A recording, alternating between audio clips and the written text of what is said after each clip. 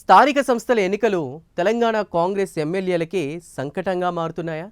ఆయా నియోజకవర్గ పరిధిలో మెజార్టీ గ్రామ పంచాయతీలు గెలవకపోతే వచ్చే ఎన్నికల్లో టికెట్ లేనట్టేనా? పనితీరు మెరుగుపరుచుకోకపోతే పవర్ కట్ అవుతుందా? స్థానిక సంస్థల ఎన్నికల్లో మెజార్టీ స్థానాలు గెలుపు కోసం ఎమ్మెల్యేలకు అధిష్టానం టార్గెట్ పెట్టడానికి గల కారణాలేంటి తెలుసుకోవాలంటే వాచ్ ది స్టోరీ.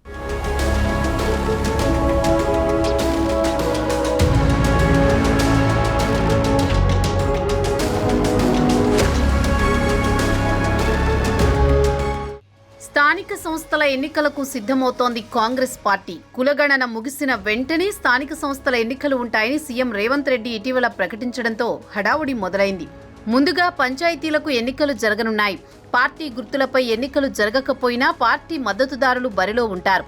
దీంతో ఇప్పటి నుండే పార్టీ మద్దతు కోసం ఎమ్మెల్యేలను, నియోజకవర్గ ఇన్ఛార్జీలను కలుస్తున్నారు కాంగ్రెస్ కార్యకర్తలు.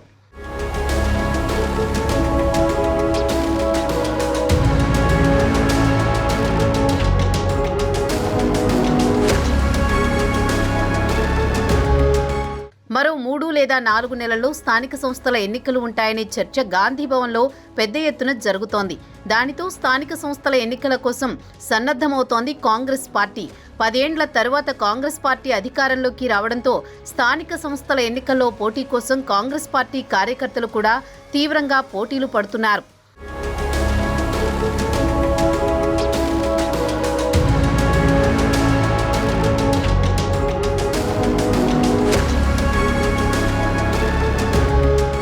పదేండ్లు బీఆర్ఎస్ పాలనలో కాంగ్రెస్ కార్యకర్తలు, నాయకులపై ఎన్ని కేసులు పెట్టినా ఓర్చుకుని కాంగ్రెస్ పార్టీ కోసం పనిచేశారు నేతలు. అసెంబ్లీ ఎన్నికల్లో బీఆర్ఎస్ పాలనకు వ్యతిరేకంగా కాంగ్రెస్ పార్టీ తీసుకువచ్చిన 6 గ్యారంటీలను జనాల్లోకి తీసుకువెళ్లి పార్టీని అధికారంలోకి తీసుకువచ్చారు. అసెంబ్లీ ఎన్నికల తర్వాత జరిగిన సింగరేణి, పార్లమెంట్, ఎమ్మెల్సీ ఉప ఎన్నికలు, ఇలా ఎన్నికలు ఏవి వచ్చినా కాంగ్రెస్ పార్టీ విజయం కోసం నిర్విరామంగా పనిచేశారు కార్యకర్తలు.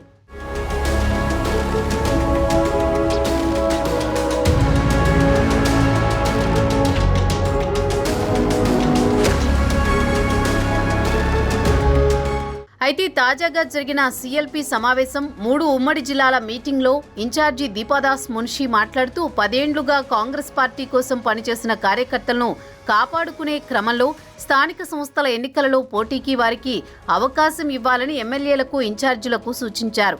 మరోవైపు ప్రతి నియోజకవర్గంలో మెజారిటీ సీట్లు కాంగ్రెస్ పార్టీ మద్దతుదారులను గెలిపించాలని అన్నారు. ఒకవేళ ఏదైనా నియోజకవర్గంలో మెజారిటీ సీట్లు రాకపోతే అక్కడ ఉన్న ఎమ్మెల్యేకు గానీ, ఇన్ఛార్జికు కానీ నెక్స్ట్ టైం టికెట్ ఇవ్వమని హెచ్చరించినట్లు సమాచారం.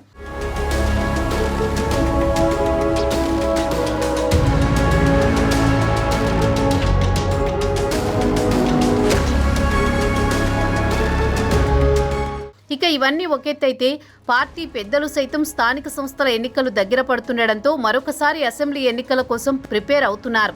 కాంగ్రెస్ ప్రభుత్వం అధికారంలోకి వచ్చిన తర్వాత అమలు చేసిన గ్యారంటీలు, రుణమాఫీ, ఉద్యోగాల భర్తీ, ఇలా ప్రభుత్వం చేసిన ప్రతి పనిని గ్రామాన తిరుగుతూ కాంగ్రెస్ ప్రజాప్రతినిధులు ప్రచారం చేయాలని చెప్పారు మున్షి. గత ప్రభుత్వంలో సాధ్యం కాని హామీలను కాంగ్రెస్ పార్టీ చేసిన రుణమాఫీ, మహిళలకి ఉచిత బస్సు, ఆరోగ్యశ్రీ పెంపు లాంటి పథకాలను గ్రామాల్లో జనాలకు అర్థమయ్యేలా చెప్పాలని సూచించారు.